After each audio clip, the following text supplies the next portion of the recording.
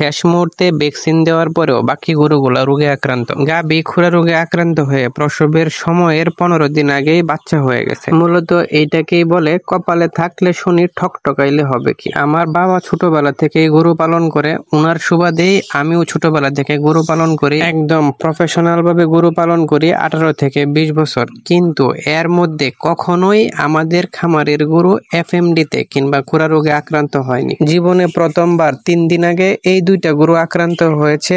একদিন আগে ওই যে বকনা বাছুরটা দেখতে পাচ্ছেন, এই বকনা বাছুরটা আক্রান্ত হয়েছে। এই বকনা বাছুরটা 1 মাসের প্রেগনেন্ট। তার মধ্যে সবচেয়ে দুঃখজনক এবং দুর্ভাগ্যজনক বিষয় হলো এই যে গাভীটা দেখতেছেন, গাভীটা 15 দিন পরে বাচ্চা প্রসব করার কথা ছিল, কিন্তু খুরা রোগে গতকালকে আক্রান্ত হওয়ায় আজকেই বাচ্চা প্রসব করে দিচ্ছে। গবেষণায় বলে এফএমডিতে কিংবা খুরা রোগে আক্রান্ত হওয়া গাভী থেকে নবজাতক বাচ্চা হলে সেই বাচ্চা মরে যাওয়ার সম্ভাবনা 99.99%। জীবনের সর্বোচ্চ অভিজ্ঞতা দিয়ে চেষ্টা করব 0.1% কে 100% করা যায় কিনা। যদি আল্লাহ পাকের রহমত, আপনাদের দোয়ায় এবং আমার চেষ্টায় যদি সফল হইতে পারি, তাহলে ইনশাল্লাহ বাছুরের আলাদা করে একটা ভিডিও দিব। এই রোগে আক্রান্ত হওয়া আমার খামারের সর্বোচ্চ ঝুঁকিতে আছে এই নবজাতক বাছুর। গবেষণা বলে বাঁচার সম্ভাবনা নাই। সবচেয়ে বেশি আক্রান্ত আমার এই খামারের ষাঁড় বাছুরটি, যার খাবার দাবার একদমই বন্ধ, মুখ দিয়ে পর্যাপ্ত পরিমাণ লালা বাইর হচ্ছে এবং মাত্র 3 দিনে শুকিয়ে অর্ধেক হয়ে গেছে। খুরা রোগ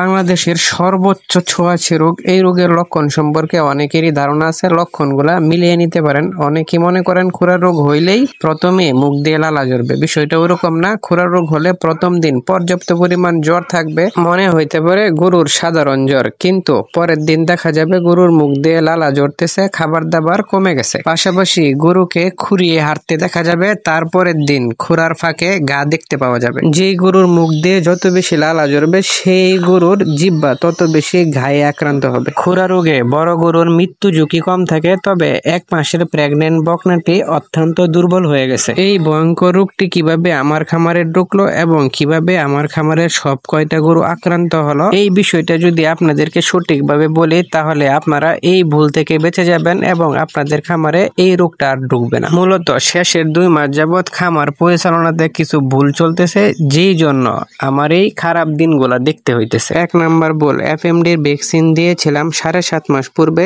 1.5 মাস পার হয়ে গেল, এখনো ভ্যাকসিন দেই নাই। 2 নাম্বার ভুল, কোরবানির হাটে মেডিকেল টিমে ছিলাম, সেইখান থেকে হয়তো ভাইরাস সাথে চলে আসছে। পরিচালনায় 3 নাম্বার মারাত্মক ভুল, সপ্তাহে 1 থেকে 2 দিন ব্লিচিং পাউডার কিংবা বিসিডিং পাউডার যদি খামারে ছিটিয়ে দেওয়া হয় কিংবা খামারে ভালো করে পানির সাথে মিশিয়ে ধুয়ে দেওয়া হয়, সেই ক্ষেত্রে খামারে খুরা রোগ, লাম্পি স্কিন এবং ব্যাকটেরিয়া জনিত রোগ গরুতে হয় না বললেই চলে। খুবই দুঃখজনক বিষয় হলেও সত্য, লাস্ট 2 থেকে 2.5 মাস যাবৎ আমার এই খামারে ব্লিচিং পাউডার ব্যবহার করা হয় না। ব্লিচিং পাউডারের সমস্যাটা ঘটেছে মূলত কিনে আনার আলসামির কারণে। কারণ ব্লিচিং পাউডারের এত বেশি দাম না, হাফ কেজি ব্লিচিং পাউডারের দাম মাত্র 60 টাকা। ব্লিচিং পাউডার কিনে আনার আলসামির এই বিষয়টাকেই বলা হয় দাঁত থাকতে দাঁতের কদর না করা। একটু আলসামির জন্য এখন আমার সব কয়টা গরু রিক্সের মুখে, ক্ষতির মুখে। খুরা রোগে 4টা গরু আক্রান্ত হয়, সারাদিনই এই 4টা গরুর যত্ন নিতে হয়। প্রিয় ভাইজানেরা,